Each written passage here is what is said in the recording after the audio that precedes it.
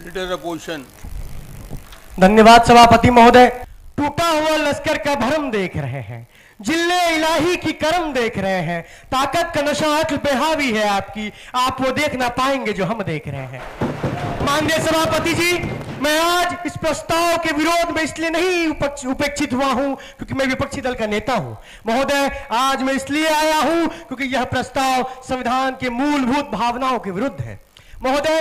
Article 1 of the constitution कहता है कि India that is Bharat shall be an union of states, किंतु महोदय वन नेशन वन इलेक्शन के माध्यम से भारत के संघीय ढांचे पर प्रहार है महोदय। S R Bommai versus Union of India में सर्वोच्च न्यायालय ने कहा कि संघीय ढांचा भारत के बेसिक स्ट्रक्चर के अंतर्गत आता है, तो क्या संघीय ढांचा पर प्रहार करना बेसिक स्ट्रक्चर प्रहार करने के बराबर नहीं है महोदय? इतना ही नहीं, संविधान में इतने सारे संशोधन, छेद 82 क्लॉज 1 सब क्लॉज ए में संशोधन, अनुच्छेद 83 में संशोधन, अनुच्छेद 85 में संशोधन, अनुच्छेद 176 में संशोधन, अनुच्छेद 352 में संशोधन, अनुच्छेद 356 में संशोधन एवं कई महत्वपूर्ण अनुच्छेदों में संशोधन। महोदय एक गुप्त रूपी संशोधन भी है जो हमें दिखता नहीं है, लेकिन संशोधन किया जा रहा है। संशोधन ये कि संविधान का आर्टिकल 74 कहता है कि काउंसिल ऑफ मिनिस्टर्स जो है वो प्रेसिडेंट को सलाह दे सकता है,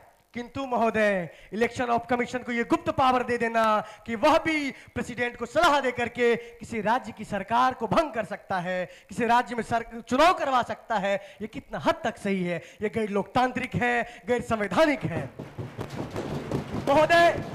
विडंबना की बात देखिए कि एक राष्ट्र एक चुनाव की बात वह लोग करते हैं जो एक साथ 8 प्रांतों में विधानसभा के चुनाव न करवा पाते हो महोदय। चुनाव की वजह से गवर्नेंस को कमजोर करने की बात की जा रही है महोदय। सवाल यह है, तो क्या आप ऐसी रिफॉर्म की बात क्यों नहीं करते कि राष्ट्र का प्रधानमंत्री, प्रधान सेवक, वो किसी भी पार्टी के लिए चुनाव की कैंपेनिंग ना करे, वह राष्ट्र की सेवा के लिए समर्पित रहे महोदय। इन्होंने अपने प्रधानमंत्री पर भी दाग लगा दिया। प्रधानमंत्री जी ने जो कहा वो खुद के खिलाफ है। प्रधानमंत्री जी पूरे चुनाव में हमेशा चुनावी मोड में एक्टिव रहते हैं।